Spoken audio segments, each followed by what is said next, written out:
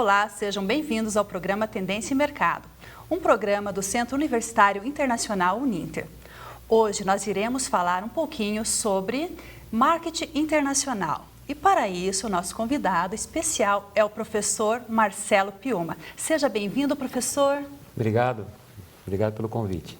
Nossa, nós quem agradecemos. É uma honra ter o senhor aqui conosco. Imagina, para mim é um prazer.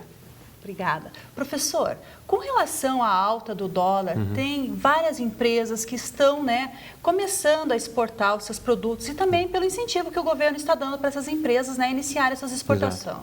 O que o professor diz a respeito de colocar essas mercadorias em outro país? Existe como que o marketing internacional interfere nessas negociações? A gente está vivendo um momento muito atípico no Brasil, né? Empresas que já eram exportadoras estão o que a gente chama de a prova de crise, né, porque eles estão exportando mais. Então, nós temos vários fatores. O mercado externo está comprador, porque não estão com uma crise tão intensa quanto a nossa, e a taxa de câmbio está favorecendo, porque eles pagam em dólar e o custo do empresário aqui no Brasil é em real. Então, está acontecendo um efeito assim. Empresas que são exportadoras estão ganhando muito dinheiro e estão se popularizando no mercado internacional. E empresas que não eram exportadoras, elas passaram a exportar. Esse passar a exportar é que entra, então, o marketing internacional, porque elas não tinham ou não têm experiência. E fazer marketing no seu país de origem é diferente de você fazer o marketing num país estrangeiro. Existem vários fatores que precisam ser avaliados.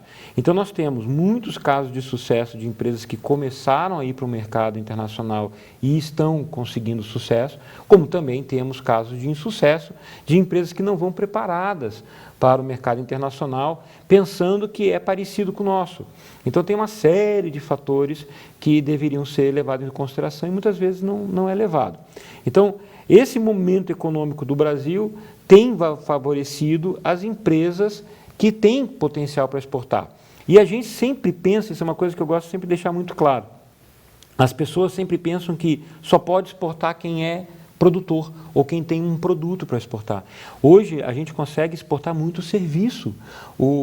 Países como Estados Unidos, Canadá, estão importando serviços nossos. Muitos na área de TI, na tecnologia da informação, porque é possível você contratar programadores de softwares e de aplicativos, agora tem muitos aplicativos para mobile.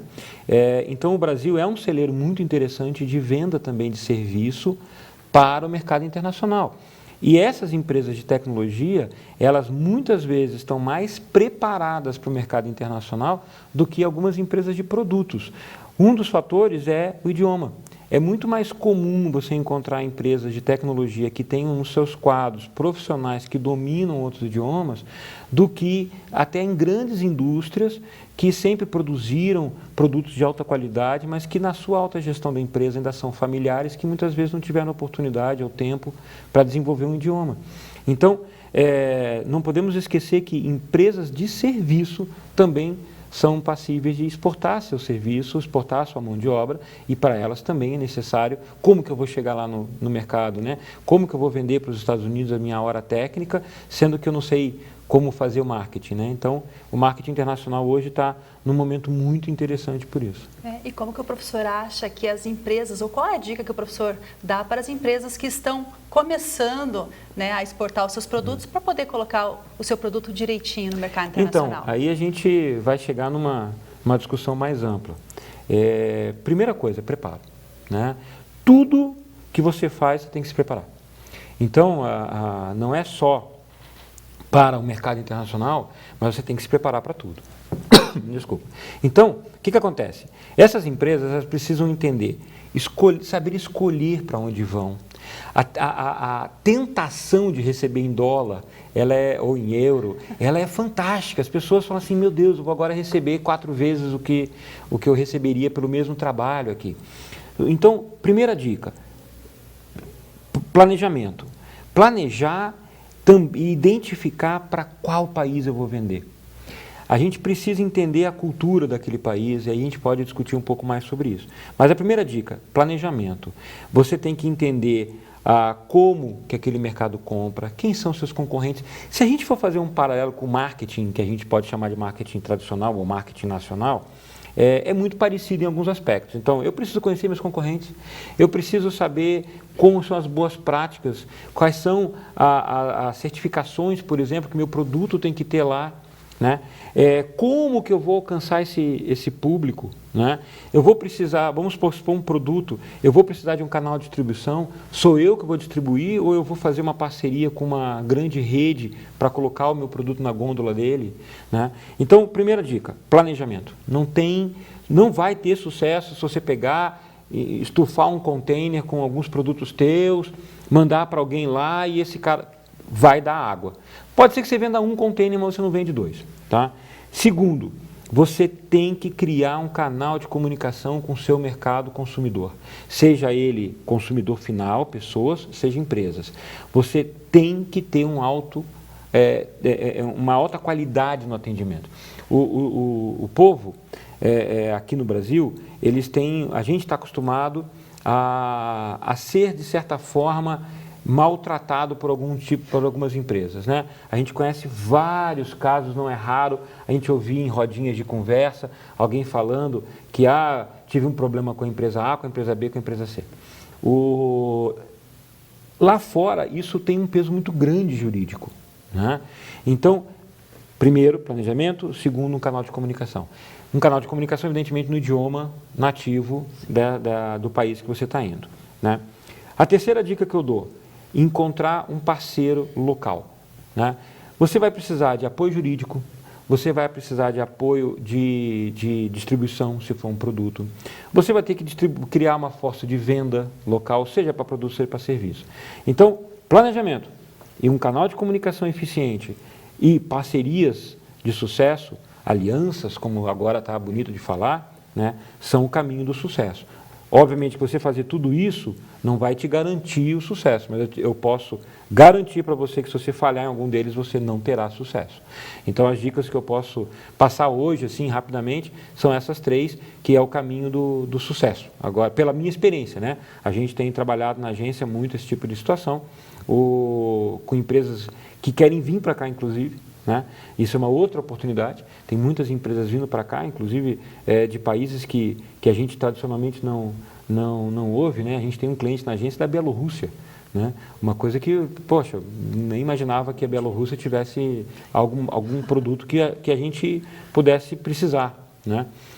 Então as dicas são essas que eu acho que são importantes. Professor, o senhor falou da exportação de serviços, certo? O professor acha que o Brasil tem condições de concorrer com a Índia e com a China em prestação de serviços, em exportação neste caso? Muito, muito. Não são todas as áreas, é claro, mas nós temos algumas vantagens para alguns tipos de mercado. Então, vamos lá. A Índia, vamos pegar um exemplo de mercado de tecnologia da informação. Então, tecnologia da informação é programação, basicamente, né? Para esse mercado, óbvio, TI é muito mais que isso, mas estamos falando de desenvolvimento de software, seja ele para computadores, seja para aplicativos mobile. Os indianos, eles têm essa fama de serem muito bons e tudo mais, eles são bons programadores, mas o que o mercado percebe é assim, o retrabalho da solução indiana é maior do que o retrabalho da solução brasileira. Então, o que eles consideram é que o produto brasileiro acaba tendo uma competitividade porque faz uma vez e está feito. E lá na Índia acontece muito de fazer e ter retrabalho. A outra situação é que se você pegar os países do hemisfério norte, eles contratam empresas como brasileiras e indianas porque o software é desenvolvido 24 horas por dia. Quando é dia no Brasil, é noite na Índia. Quando é noite na Índia, é dia no Brasil. Então, o software, se for trabalhado por equipes dos dois países, ele acaba sendo desenvolvido 24 horas por dia. Então, o tempo reduz muito. Então, um produto que eu lançaria, por exemplo, nesse mercado de tecnologia, você ter o teu produto ser lançado no mercado antes de um concorrente, faz toda a diferença. Se eu tenho um joguinho ou tenho um aplicativo que sai no mercado meses antes da minha concorrência, eu vou ser o líder desse segmento. Então, nós podemos ser, sim, muito competitivos, né? A qualidade dos softwares que a gente desenvolve são muito boas, né? Os americanos gostam muito. E tem um outro fator que as pessoas esquecem, e talvez agora, com todas essas situações que aconteceram na França e tudo mais, é a similaridade cultural brasileira com a americana. Nós falamos hambúrguer, milkshake, andamos com os carros deles, usamos as roupas deles, ouvimos as músicas deles, enquanto que o indiano, ele tem uma diferença cultural muito grande com o brasileiro. Então, a primeira vez que eu tive contato na Índia, por exemplo, eles têm uma série de hábitos diferentes do nosso, né? Com relação à alimentação, com relação à cultura, com relação à religião. Então, conviver com eles, para um americano e um europeu, é mais difícil do que conviver com o brasileiro. O brasileiro para o americano, ele é muito americanizado, né? Como eu falei, a gente ouve a música deles e come a comida deles, né? E seguimos os blogueiros deles e os jogos deles. Na Índia não é assim. Então o Brasil pode ser muito competitivo, não só na área de tecnologia, mas em outras áreas de prestação de serviço. Por exemplo, a gente tem um cliente na agência que está exportando serviços médicos. Imagina qual é a situação que eles estão. No Canadá existem várias cidades que ficam muito isoladas, né?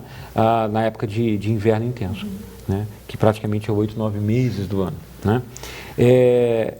Para essas pessoas que estão nessas cidades, eles terem hoje o que a gente chama de telemedicina, é muito interessante. O que acontece? Tem um médico lá na cidade que é um generalista. Aí a pessoa está com algum problema mais sério, ele entra em contato via internet com especialistas em grandes centros, né? Óbvio, ele vai procurar grandes centros no Canadá, mas hoje no Brasil existem empresas que estão fornecendo suporte médico, né? Então o cara está lá no Canadá com um paciente numa situação que ele não consegue resolver, e ele tem um serviço de internet que ele se conecta a um hospital grande aqui no Brasil, né? E tira dúvidas, olha, está com esse sintoma, está com isso, está com aquilo, está com isso, aquilo outro. E aí o cara vai seguindo para um tratamento um pouco mais eficiente. Então, não só na área de tecnologia, mas na área de medicina, hoje nós temos venda de serviços para o estrangeiro. Então, nós podemos ser, sim, muito competitivos. Eu acho que a gente tem que vencer um pouco isso. Eu acho que o brasileiro tem que entender que as nossas empresas são do mundo, né? Então, a gente tem que pensar o seguinte, eu posso estar, sim, os nossos alunos podem estar no mundo, né? Isso é uma coisa que eu falo, isso, né? Agora eu não estou mais em sala de aula constantemente, mas eu falava muito isso. Saiam da caixinha, parem de pensar que vocês vão... E as pessoas, uma vez eu estava aqui numa palestra, aqui no auditório, e aí me perguntaram assim, eu queria ser empreendedor e abrir meu negócio. Eu falei assim, tá bom, mas você já parou para pensar que você pode ser empreendedor no negócio dos outros também? Quem disse que empreendedor é aquele que abre empresa? Eu posso empreender como funcionário de alguém. Então eu falo isso para os nossos alunos, vocês têm que pensar que o negócio de vocês pode ir para o mundo, tem que ir para o mundo, mas tem que se preparar, né? Então, respondendo, podemos ser muito competitivos e o mercado hoje internacional entende os serviços brasileiros como serviços de alta qualidade. Não em todas as áreas, mas em muitas áreas. Perfeito, fica uma dica aí para os nossos alunos de comércio exterior, né? Que invistam na exportação de serviços que vocês vão se dar muito bem. Outra coisa, professor, o Brasil, ele é um grande exportador de produtos de baixo valor agregado, né, e de commodities. Esses produtos, normalmente, não necessitam de uma embalagem para a gente poder exportar, né? E quanto às embalagens, existem normas, assim, existem mercadorias que já foram impossibilitadas de entrar em determinados países devido à sua embalagem, à cor, a formatos ou algo assim? Existem regras muito claras, como nós temos regras aqui no Brasil. Então, alguns anos atrás, era comum a gente encontrar no supermercado embalagens escritas em outros idiomas, né? Hoje você vê a etiquetinha colada que tem que ter as informações que o Brasil exige. Então, tem informações nutricionais, se tem ou não tem glúten, estou falando de alimentos, né? Se tem ou não tem lactose. Então, hoje no Brasil é permitido por legislação que você tenha a embalagem original com uma etiqueta que seja com as informações nacionalizadas, né? Hoje, para você ter uma ideia, no mercado americano, no mercado europeu, existem regras para tamanho da letra nas embalagens, né? Nós temos um outro desafio, por exemplo, com relação à forma das embalagens e com a cor das embalagens e como que as embalagens vão ser transportadas. Você não pode esquecer que nós temos basicamente duas embalagens, né? A embalagem primária, que é a caixa, né? O produto que tem contato com o produto, e a embalagem secundária, que é a caixa que vai ser transportada para o mercado. Nessas duas, existem regras muito claras, né, com relação a tamanho de fonte, tipo de informação e formatos. Então, na China tem alguns formatos que não podem ser colocados, porque traduzem, tem um tom sexual, por exemplo, né? Cores, então na China você não pode colocar amarelo nas embalagens, porque é uma cor muito focada para o imperador. Então, você tem que, é isso que eu falei lá no início, tem que se preparar, tem que criar um canal de comunicação e tem que fazer uma aliança estratégica com alguém lá. Porque tem coisas que a gente, mesmo que estude, não conhece isso. Ou não entende que, por exemplo, uma mudança suave numa embalagem poderia aumentar as vendas do produto no supermercado, por exemplo. Então, o Brasil, apesar de ser um vendedor de commodities, né, de grãos e tudo mais, existe muita exportação de produto, já acabado. Esses produtos precisam sim ser adaptados. O que acontece em alguns casos é que o produto vai a granel lá para fora e é embalado lá, né? Até esse mecanismo é muito buscando a economia do transporte, que é muito mais barato você transportar em granel do que você transportar um monte de produto, que aí tem peso do produto, cubagem do produto, cuidados especiais com a embalagem. Então, é comum que você faça uma aliança estratégica com alguém, que você manda o teu produto a granel para lá e ele embala para você lá, já seguindo as regras daquele país. Então, existem regras, como eu falei, fonte, cor, formato. Aí você vai ter que estudar cada mercado que você vai entrar. Por isso que é importante, como eu falei no início, que você escolha um mercado para você entrar no início, pense nesse mercado, tente escolher um mercado que seja mais fácil para você chegar, né? Então, aí você consegue mais rapidamente adaptar isso. Mas existem regras com relação até aos regimes de propaganda, palavras que você pode. Vou dar um exemplo bastante interessante. Nos Estados Unidos, é muito peculiar ter marcas mostrando concorrentes na sua propaganda. Então, é comum, por exemplo, uma marca de refrigerante fazer uma gozação com a marca de outro refrigerante, né? Tem uma propaganda de um garotinho que ele chega no supermercado, vê uma marca de um refrigerante e aí ele sobe, pega, bota assim e ele sobe para pegar o refrigerante em cima, que é de outra marca. Isso é muito comum nos Estados Unidos. Aqui no Brasil isso já não pode, né? Então, é interessante. Legal, professor. Finalizamos assim o nosso primeiro bloco. Voltamos já já com tendência em mercado, marketing internacional.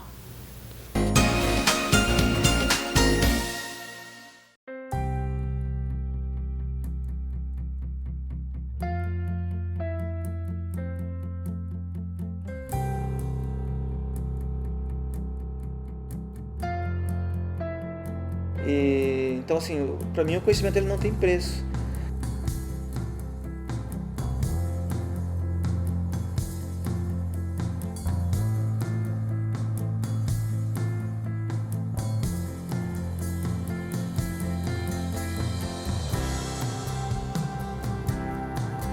Comecei a trabalhar com 12 anos, com 15 anos recebi minha primeira promoção, com 20 anos eu já era chefe do escritório. Então,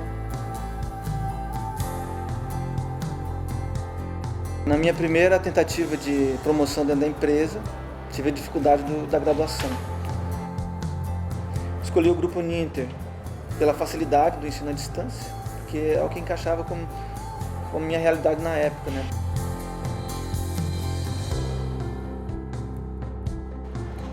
Após o início do curso, eu tive minha primeira promoção e já tive que mudar de cidade. Já fiquei preocupado, como que eu vou continuar o estudo? Fui verificar no site, na cidade que eu ia, tinha um polo. Durante a minha graduação, eu participei de 3 polos e não tive dificuldade ou nenhum problema para poder concluir o curso. Fui convocado para o ENAD, concluí a prova. Há um mês mais ou menos, recebi um comunicado, né, pelo e-mail, né, de que um aluno da Uninter tinha tirado a nota mais alta. Daí, por curiosidade, fui verificar se era minha, né? Daí eu olhei lá, realmente era a minha nota. Quando eu visitei o Grupo Ninter e vi lá no mapa a quantidade de polos somente do grupo, já vi a grandeza do meu feito, né? Fiquei imaginando depois todos os cursos, todas as faculdades. Eu encontrei aqui um grupo enorme, um grupo alegre, dedicado e contente feliz com os resultados, né, dos alunos. Né? Encontrei muita felicidade, muita gratidão aqui pela minha nota, pelo meu resultado, né? Então isso foi importante para mim também. Para mim é uma realização, é só uma conquista pessoal, né? Mostrar para a família, para os filhos.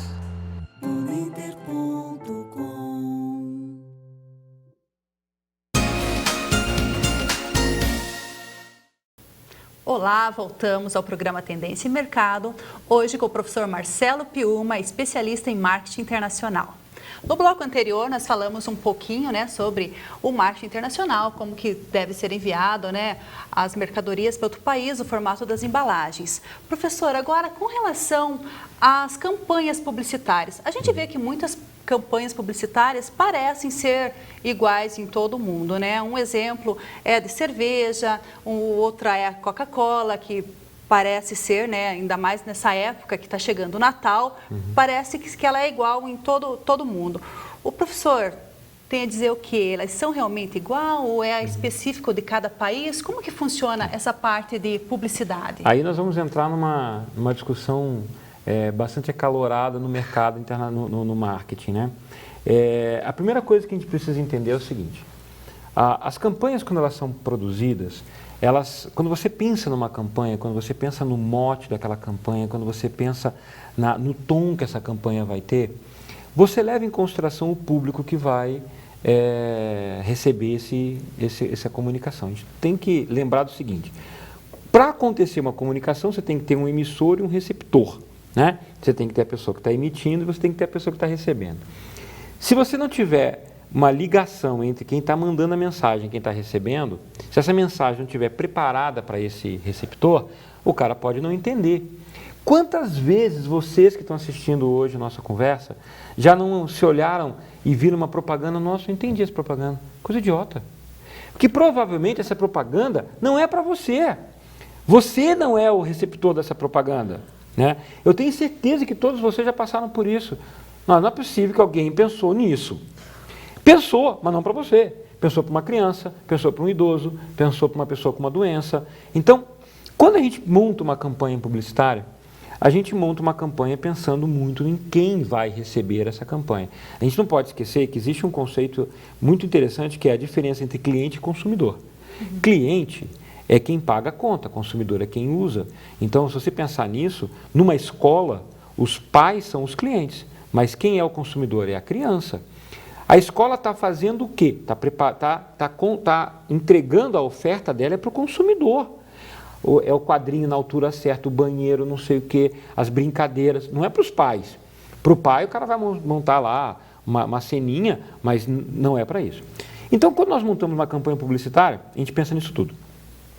É muito comum, para economizar dinheiro, as empresas pegarem as suas campanhas que deram certo nos seus países de origem, e aí eu estou falando genericamente, pode ser brasileiros querendo exportar, como podem ser estrangeiros querendo importar. Para economizar, poxa, eu tenho uma campanha linda aqui, super bem feita, gastei uma grana produzindo um baita comercial, vou usar ele lá. Pode ter certeza que vai dar errado. A grande maioria das vezes dá errado. Por quê? Por causa da cultura, por causa dos costumes. Imagina o seguinte, o brasileiro associa cerveja a calor, a festa, a litoral, a encontro com amigos, né? A praia. Então, qual é o tom das propagandas de cerveja no Brasil? Geralmente mulheres de biquíni, pessoal na praia, jovens brincando, se divertindo. Esse é o mote da venda de cerveja no Brasil em maioria dos casos. Lá fora, a relação com a cerveja não tem nada a ver com praia. Um alemão não toma cerveja no calor, porque ele vai tomar cerveja quantas vezes por mês? Né? Pouquíssimos. Então, na Alemanha, por exemplo, cerveja tem uma relação completamente diferente com o consumidor. Então, essas campanhas publicitárias elas têm que ser localizadas. Aí existe essa diferença entre adaptar e traduzir para localizar. Localizar é pegar esta campanha que você montou e traduzir não simplesmente o texto, mas todo o conceito dela para aquela nova praça. Então, se você quiser fazer, por exemplo, agora tem uma cerveja que está fazendo uma tem um spot na televisão interessante, uma propaganda, que é um casal que entra, o cara vê uma moça bonitinha lá, e aí ele pede para mostrar que ele é fortão, pede para encher lá o negócio, e a moça manda ela botar mais. Essa mesma propaganda, esse mesmo conceito pode ser utilizado em outro lugar, mas talvez mude. A moça bonitona vira alguém, Então, você precisa localizar esse conceito. Então, o grande erro que as empresas costumam cometer é pegar uma campanha que deu certo e traduzir elas para o inglês, por exemplo. Ou para o francês, se ela for para a França, ou coisa que vale. E aquela realidade não tem nada a ver com a realidade daquele país, né? Carro, por exemplo, né? Na Inglaterra, as regulamentações com relação à estrada, velocidade e tudo mais é muito, muito, muito mais forte do que no Brasil. Para você ter uma ideia, existem comerciais na Inglaterra que mostram pessoas morrendo, né? Então, assim, tem um comercial que é fantástico, até eu passo em sala de aula, que obviamente que foi montado, mas ele é muito forte, em que vem um casalzinho no carro, se divertindo, aquela coisa toda, e estão lá no texto, né, no WhatsApp, não sei o quê, e aí ele perde o controle, ele sai pelo vidro e ele fica preso entre uma espécie de um murinho e o carro, e a moça vai lá ver, e aí quando o carro cai, ele está se separando, vai morrer. Isso no Brasil não vai funcionar. Não mesmo. Né? Imagina um negócio desses no Brasil. O cara, as famílias vão ter choque, as pessoas vão ligar para o CONAR, todo mundo vai voar em cima do anunciante. Né? Lá, isso é muito comum. Então, quando a gente pensa nas campanhas publicitárias, isso é muito importante, né? Você precisa fazer um trabalho de localização, que é bem diferente. Você pode até utilizar todo o trabalho de pesquisa que você fez, você pode aproveitar o conceito daquela campanha, né? As linhas gerais daquela campanha, mas não pode simplesmente traduzir para um outro idioma. Então, as Havaianas, por exemplo, que é um sucesso de vendas lá fora, e as pessoas brincam, né? Como é que pode pagar 20, 30 euros por uma sandália que eu compro aqui bem mais barato? A mesma pergunta que a gente devia se fazer com aparelhos telefônicos que aqui se paga uma fortuna e não se paga lá. Então, por que o cara não pode pagar as Havaianas? Vamos pagar as Havaianas. Mas as Havaianas, por exemplo, não usam os mesmos comerciais. Né? Ela monta tudo diferente. Por quê? Porque ela traz para o mercado estrangeiro a diversão de ser brasileiro. Né? Da descontração do brasileiro de ir num restaurante de Havaianas. Né? Coisa que para eles não é tão comum. Então, quando você for fazer um planejamento de marketing para entrar no mercado estrangeiro, você tem que pensar nesse conceito. Aí eu sugiro que os alunos estudem e procurem saber sobre a diferença de adaptar e traduzir para esse termo que eu estou lançando na mesa, que é localização, que é colocar aquilo localizado para aquela situação. E não simplesmente, vou dar uma adaptada. Pode funcionar? Pode, se o mercado for muito parecido. Obviamente que um comercial, como você falou no início, um comercial de uma cerveja que utiliza um certo mote, por exemplo, a Heineken lançou muitos anos atrás uma propaganda que eu acho genial. Alguns amigos um casal está recebendo amigos em casa e os rapazes estão na sala, tomando uma cerveja e começam a ouvir uma gritaria, uma mulherada. Aí quando eles vão ali, eles veem um closet cheio de sapatos e perfumes e coisa e tal, aí eles olham aquilo, né, e as mulheres loucas naquele negócio ali, um closet lindo e tal. Aí daqui a pouco as mulheres conversando ali, elas ouvem os homens gritando, berrando, né? Aí quando elas vão lá, é o closet do cara cheio de cerveja, né? Isso funciona em qualquer lugar do mundo. Então, já foi pensado numa campanha para ser utilizada no mundo todo, né? Ou em grande parte do mundo. Obviamente que tem países que não podem vender bebida alcoólica, né? Os países de origem muçulmana não podem vender bebida alcoólica, obviamente que um comercial desse não vai passar. Então, quando você for pensar na tua campanha publicitária, pense nisso. Se é um produto de exportação, se é um mercado que você vai desenvolver, se você conseguir montar uma campanha publicitária que seja mais abrangente, você vai economizar dinheiro. Né? Mas não cometa o erro de simplesmente traduzir uma propaganda, um cartaz ou um anúncio de rádio, traduzir para o idioma daquele país, que com certeza vai dar alguma coisa. Não vai pensar também em fazer uma tradução mequetrefe, né? Sim. Então tem essas diferenças que são bem interessantes. Mas isso é uma discussão que, assim, no nosso mercado, vai noite discutindo se traduz, se adapta, se localiza. E tem um curso aqui em Curitiba, tem uma profissional chamada Patrícia, que ela é especializada nesse negócio de localização. Ela é contratada das empresas para localizar campanhas publicitárias. Então, assim, é uma outra oportunidade para os nossos alunos que estão fazendo marketing de conhecer a localização, estudar a localização. Existe hoje, eu não sei dizer se existe hoje um curso lato sensu ou estrito sensu disso, mas com certeza existem muitos cursos e experiências interessantes para nossos alunos pesquisarem, se aprofundarem e eventualmente até ter uma oportunidade de negócio enorme nisso. Tá? No mercado internacional nós temos os agentes comerciais, né, que são aquela pessoa que está lá fora e que prospecta o cliente e que traz até a empresa. Quanto ao marketing, esse agente também pode te ajudar, professor? Ou são diferentes assim, os ramos deles? Podem ajudar muito. Como eu falei lá no início, ter as alianças estratégicas são importantes. Uhum. O que você vai... Aí vai depender muito de quem que você está contratando. Eu conheço agentes que são extremamente capazes de fazer isso, e outros que não. O negócio dele é pegar teu produto aqui, Incoterms, não sei o quê, estufa container, tira container, desembaraça, e vamos nessa. Né? E existem outros agentes que são sim capazes de fazer um trabalho que não é bem esse o termo, mas que eu chamo de um trabalho de relações públicas, que é exatamente uma empresa ou uma pessoa capaz de colocar o teu produto no mercado. Né? Então, existe aquele agente que pega no porto, entrega no porto, FOB, CIF, DDR, não sei o que, tá lá. Né? Agora, tio, eu não vou bater lá na porta de um grande atacadista para vender teu produto. Existem outros agentes que desenvolveram e perceberam que isso é um tremendo de um mercado. Né?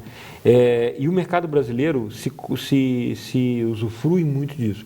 Então, hoje, eu falo da Europa, que eu tenho mais relação. Na Europa, existem agentes que já têm o marketing como um diferencial competitivo do negócio dele. Então, ele se entrega ele se vende como um agente que vai fazer todo o desembaraço, baita profissional, conhece tudo isso, mas ele tem um time para isso. Né? E ele está desenvolvido num outro time, né? Uma agência que eles já têm, para fazer esse trabalho de encontrar clientes, localizar campanhas, fazer relações públicas para promover o produto. Então, fazer jantar. Pensa num produto que não é de massa, cadeiras, móveis. Né? Então, a gente tem um cliente que é moveleiro. Ele fabrica mesas e cadeiras para bares e restaurantes, calcule. Né? O cara está exportando mesa para bar e restaurante. Então pensa, não pode fazer lá? Pode, mas aqui a área é muito mais barata. Então nós plantamos pinos e outras árvores de reflorestamento a um custo muito mais baixo, a nossa mão de obra é muito mais baixa. Então, e as nossas madeiras, as nossas mesas e tudo mais já tem um design bacana hoje, é diferente do passado que não tinha. Então, esse cliente já exporta através de um agente que promove jantares com compradores de grandes redes. Ele faz o papel comercial de mostrar os benefícios e tal, e ele, obviamente, tem uma comissão sobre as vendas. Então, é muito comum hoje, não vou dizer comum, mas você já encontra com mais facilidade do que há 10, 15 anos atrás, agentes que já perceberam que marketing é um grande diferencial competitivo para o mercado deles. Né? E nós, como exportadores, devemos abusar dessa oportunidade. Por que eu vou ter dois? Sim. Se eu tenho um só que entende? Porque aí quando você tem um agente que faz as duas coisas, ele já sabe quando o produto está chegando, ele sabe a formação de preço, ele consegue prometer um prazo de entrega que ele sabe que ele vai conseguir cumprir. Né? E o comprador lá fora se sente mais confiante. Né? Puxa, eu estou lidando com uma pessoa só, eu não estou lidando com um cara de uma coisa e outra. Então, é comum, não vou dizer, como eu disse, não é bem isso, mas já é mais fácil você encontrar profissionais que perceberam esse diferencial competitivo, como também jurídico, e já era mais comum você ter um agente que tivesse apoio jurídico para alguma coisa, agora tem também na área de marketing. Da mesma forma que nós aqui trabalhamos com alguns agentes do comércio exterior que nos usam como um apoio deles para clientes que estão vindo, né? Como eu falei no início, essa empresa da Bielorrússia, ela chegou esse estudo no Brasil pelo agente de exportação deles. Ele falou, não, vocês não podem chegar no mercado lá, o mercado não é igual ao Camboja e Vietnã, né? É um mercado bem diferente. Então, é um tema, um assunto assim gigantesco, dá para ficar falando horas e horas. Ah, que delícia saber um pouquinho do marketing internacional e como ele é rico, né? E como tem a acrescentar aos nossos alunos. Sim. Finalizamos assim o nosso programa. Agradeço imensamente, professora, a sua participação. Obrigado. Muito obrigada. Obrigado. E nos vemos no próximo programa. Até mais.